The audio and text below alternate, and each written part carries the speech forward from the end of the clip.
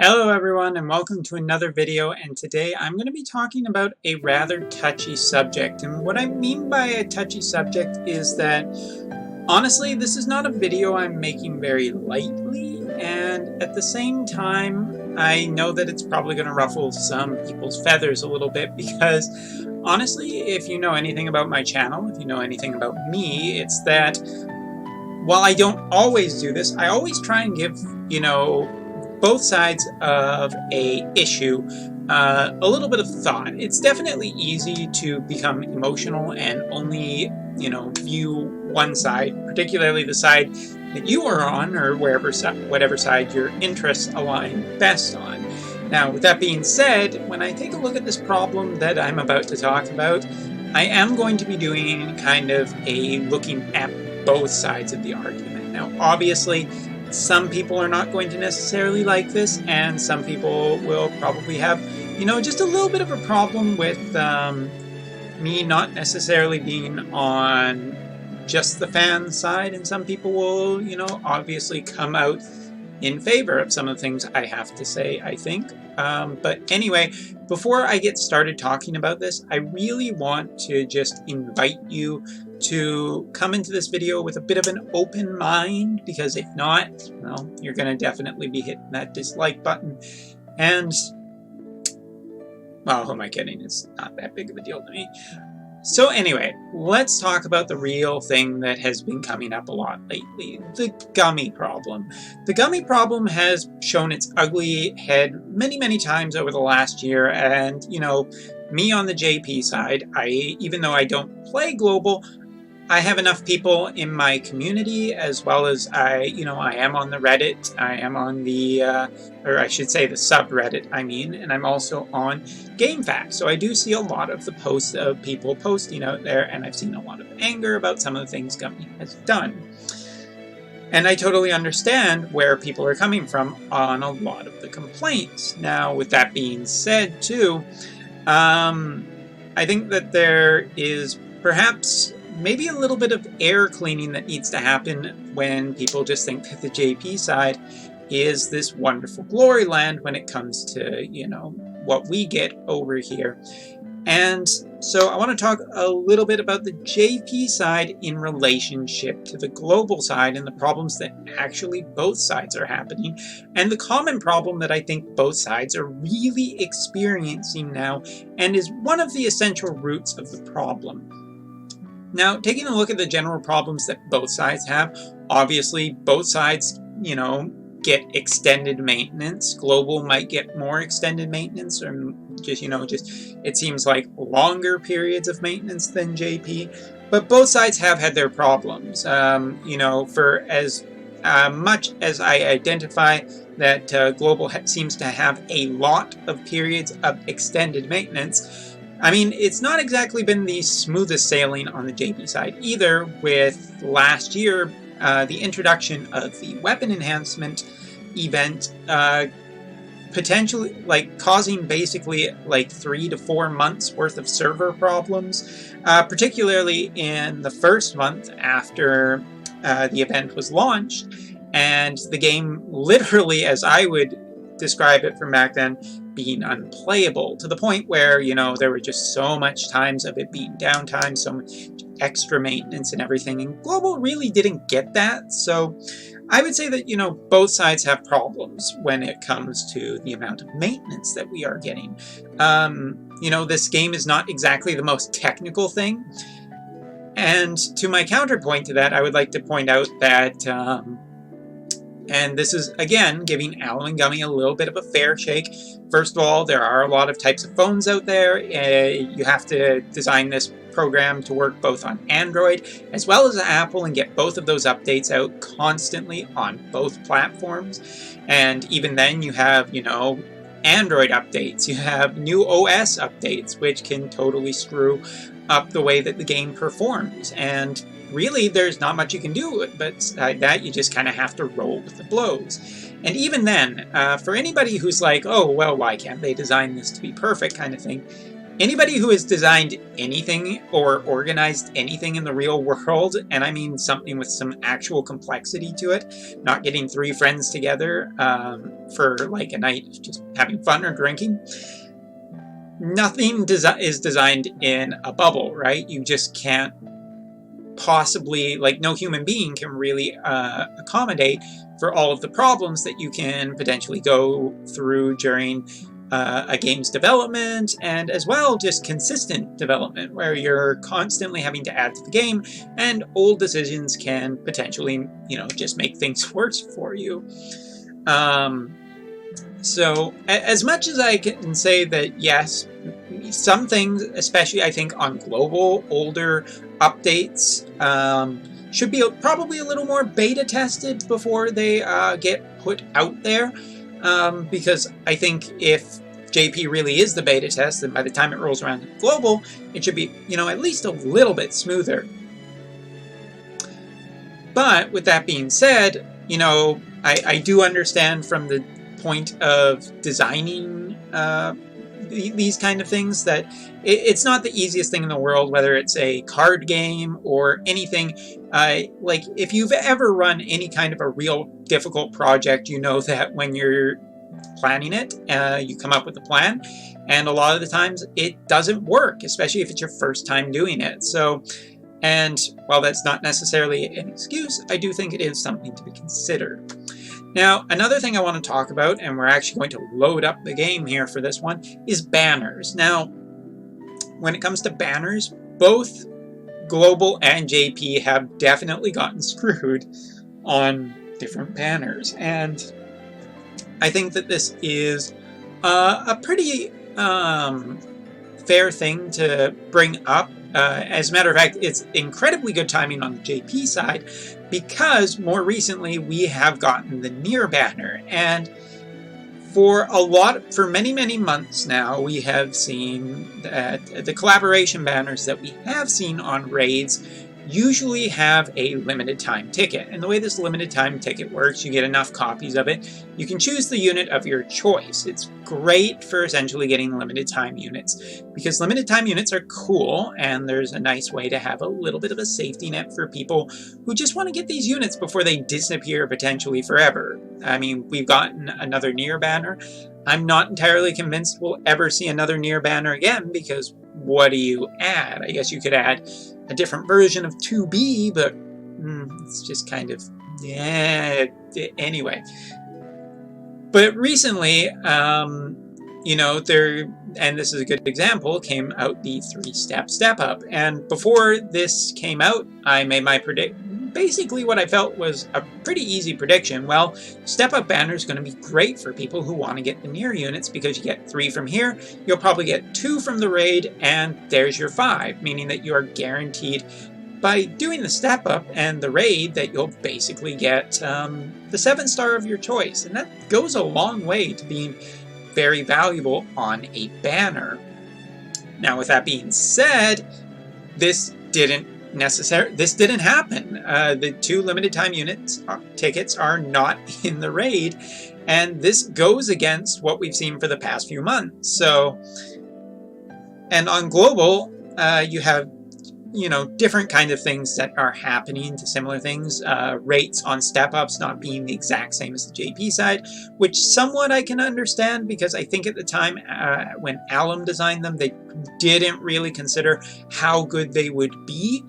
And so obviously as a business and as a company, yeah, I mean, it can be great to offer those things to players on a basis. But if you know, the counterpoint here is Gummy and Alim, they both need to make money. It's not so much even that they want to. You have to remember that both Alim and Gummy answer to Square Enix. And if the financials if they are not meeting their expectations, then the game could just be shut down by Square for basically that reason and nothing else. And like, that's just it. So Alim and Gummy do have to push people towards spending money. It is a business. This isn't a game that runs on advertisements. That's another thing that I think we don't consider.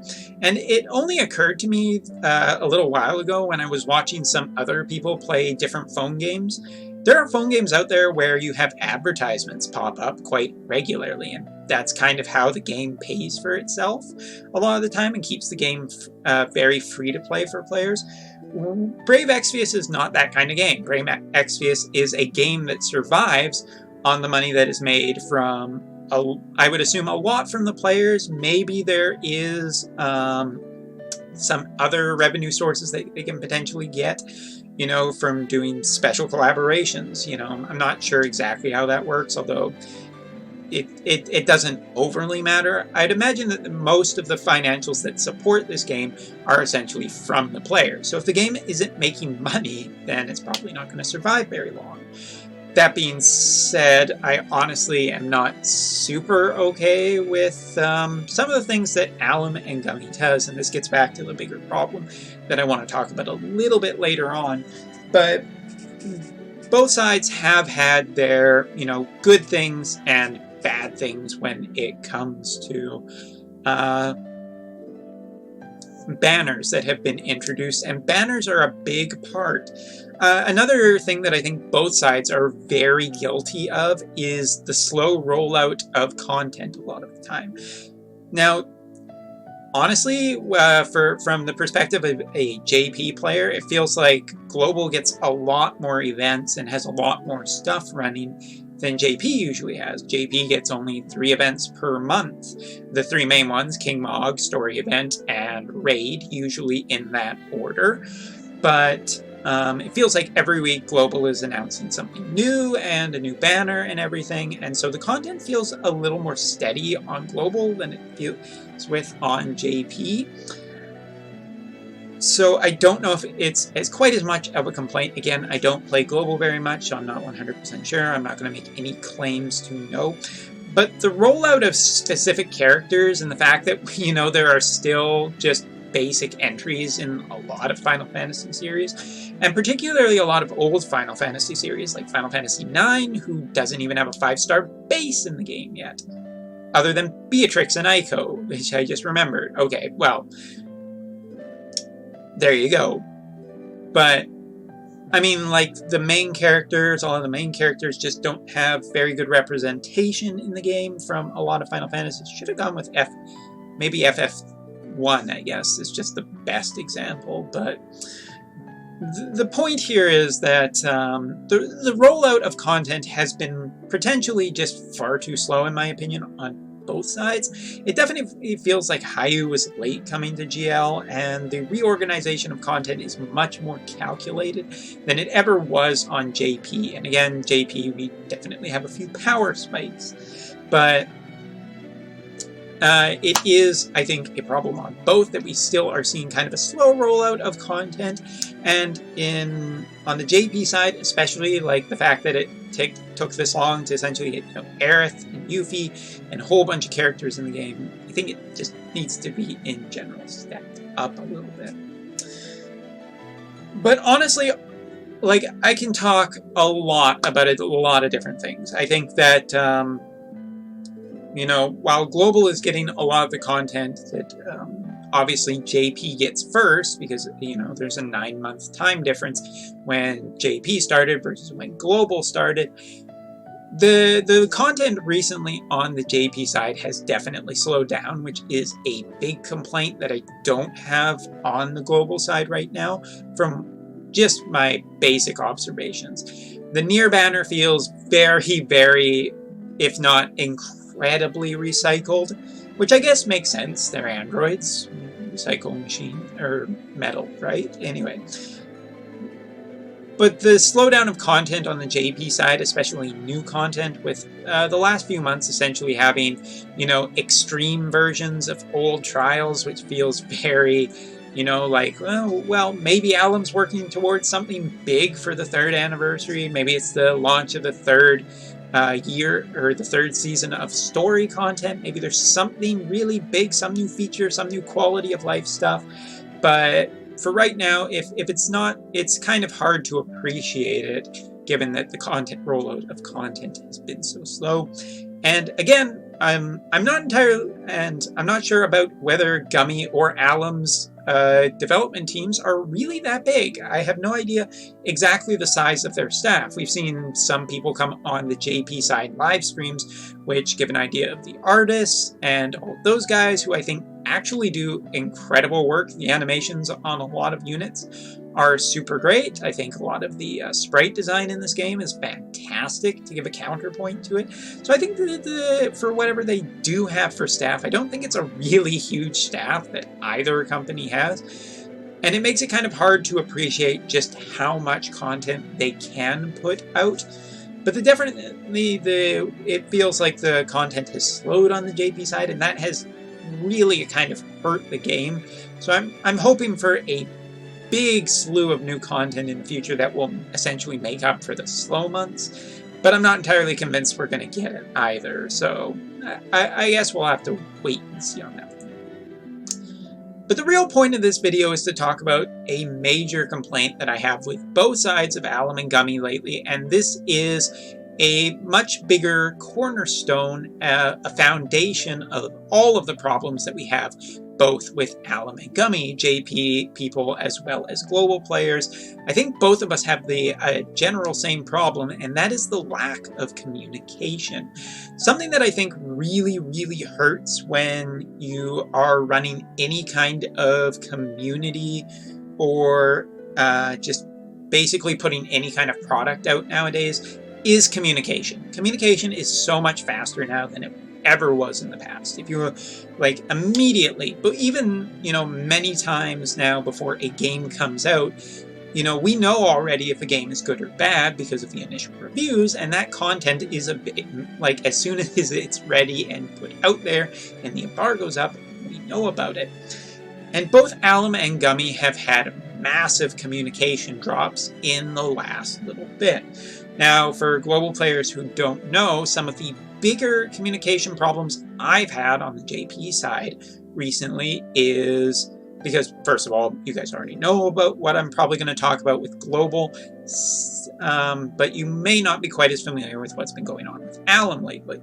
Some of the more recent banners, when they've been announced on live streams, have said they've either have, you know, the top, the best, the OP thing, all of this. And as it turns out, the communication has been a lot of the times wrong, or in a worst case, I think, you know, comparatively, is that the information is just not there. When Aerith was announced, I was incredibly interested. Aerith was a unit I absolutely wanted to go with, but in the actual JP livestream, they basically gave no details about her, which, I mean, yes, we can suppose that she is a healer, but it's very, very, very bad to think that Gummy, Alim, on their own live stream with their own content, just couldn't tell me anything about any of the content that they were trying to sell me, and it's like, how does that even happen? And there is times when, you know, the information is just missing from Alim, like, you know, character details or general details about what is coming. And I'm not saying I want 100% transparency on everything. I don't need to know what banners they've only just started working on and are 9 months out. I don't need exact countdown to content. Part of the fun of any game with ongoing content, I think, is to be surprised about stuff, to have some things that you were expecting that weren't expecting. Some of my favorite type of videos to do and be wrong on are prediction videos, because I think it's fun for all of us to try and guess, you know, like, well, what's coming for the 3rd anniversary? Well, we've had Final Fantasy VI, we've had Final Fantasy VII recently. Well, like, it's got to be Final Fantasy VIII, right? And then, bam! All of a sudden it's Final Fantasy IX characters or 13-2 characters, and it's like, that's kind of fun to me, to not necessarily know what's happening. But Alim has also had just the same kind of historically bad communication that I think Gummy has had too. Gummy recently has, as many global players know, has had just terrible communication, just letting people know what is going on with maintenance, like what the key issues are, just a timely response to concerns that are going on in the community. It is definitely something to have a game that needs to be online and you cannot access it. And if you have put money into the game, that is a point where you have definitely, I think, more of a right to know than free-to-players, but only so much of a right, I would say, because everyone deserves to, should be able to play this game, but obviously the people who are spending money, you know, they have a little bit more of something to be answered to, in my honest opinion. But communication is really a fundamentally big thing with any community that you want to build and you want to keep happy. I would say that communication is one of the fundamental things. Last night, before going to sleep, I decided to stay up and watch Evil Laughter's newest video about the latest stuff to come to the global side. And if you haven't checked that out, I would definitely recommend that you check that out as well. But that video was, he really expressed how annoyed he was about the lack of communication. And I think communication is a big thing that both Alim and Gummy really need to work on more than anything else, because design-wise, banner-wise, I think there are restrictions as well as constant problems, and we as a community do need to be understanding of the other side of this argument, because at the end of the day, while we can get angry and everything about all of this, this is just a game, and a game that any of us can play for free. You can just, you know, pick this game up right away and just start playing it with a ton of content in the game, and that's pretty awesome and pretty cool. You know, we didn't have to pay $60 to get into this game right away, and you never have to pay $60, you know, so long as other people are supporting the game. That's great, that's awesome, that gives a lot of people who maybe can't pay for the game something to play and something to have fun with and something to enjoy. But the people on the other end who are working for this company, whether they are the base ones or the producer, are still human beings, and they still deserve to be treated like human beings, regardless of what our initial emotional responses may be to a bad situation or a bad thing. This isn't life and death, this is a game at the end of the day, and that's really should be the be-all and end-all of everything. But communication goes a long way to show respect to the community, that you actually care about them and that you are not just looking at them as wallets. And so I would really put this out there to Alim or Gummy, if you guys ever watch this video, and I know there's an outside chance, and who knows, maybe you guys will, I don't know, send this video to Alim or Gummy's way and tell them to watch this. But honestly, if you show people the respect that they do deserve, especially the community that is constantly supporting you, be they YouTube creators who are helping players with the game and making entertaining content and, you know, just trying to build and keep together the community and unite the community and just have fun, or whether it's the players who are, you know, constantly digging into the content, maybe recommending your game to other people. I think that communication shows both a sign of respect as well as just a general sign of decency, and I think it would go a long way to alleviate a lot of the frustrations. And so that brings me to my final counterpoint, and one of the things that I think is going to be the most unpopular thing I'm going to say in this video, which is the counterpoint to the communication, which is, I don't know how much freedom Alim and Gummy have to do communication. And this is something that we all have to remember here, because I'm sure that community managers as well as PR managers that work hard at Alim and Gummy, who have to deal with a lot of the shit we are constantly posting and a lot of the toxicity that does get thrown around, there is a legal side to everything, and there is the Square Enix side to this. And as a company, you just have to be careful nowadays with the legal ramifications of potentially putting out a non-vetted response to players. It does have to go through a legal side for the company to be safe, which I think is perfectly reasonable, since, you know, companies do need to make money, companies do need to thrive, and a lawsuit is not exactly the best way to do that. So both Alim and Gummy do have to vet their responses, and they do have to be careful what response they put out to the community. So even if we do want faster communication, that can be difficult from a perspective of, well, one bad apple ruins the entire basket, for just better communication.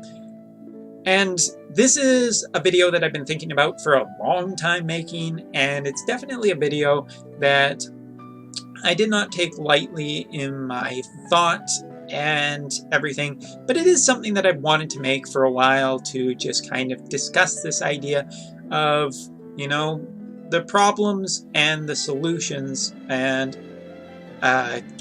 talk about this in a reasonable way that I think considers both sides, because really I don't have all the information. I don't have the financials, I don't have an inside scoop into Gummy and Alim, and I definitely don't know what everybody in the community thinks. It is my general impressions and ideas about everything that I have witnessed for essentially almost the last 3 years on the JP side. And yeah, I think that's basically everything I want to say. And I would recommend that all of you guys, you know, enjoy the game. Remember that it is a key, like, mainly a game that we are all here to play and have fun. And I think the community has a lot of positivity to it. We all try and support one another with friend units, or advice, or strategies, or videos, and all of this kind of stuff. And that some of the stuff recently has not been acceptable for both either the JP side or the global side, and that things do need to get better in the main front of communication. But there are roadblocks that we essentially have to kind of concede are there, and I get it. Gaming is a thing that we are all passionate about. We all love to just, you know, unwind, have some fun, play some games. And so I would definitely stay passionate, all of you, but I would also remind you that both the players and the developers are human beings, and at the end of the day, I think we all deserve a little respect, just like any person. So I hope you've enjoyed this video, and yeah, I will look forward to making a less serious video in the near future about a lot of the other cool stuff that is happening, because there is a lot of other cool stuff happening. So thank you very much for watching. I hope you like this video, and I just can't believe how awesome all of you guys are out there. So thank you, and see you next time.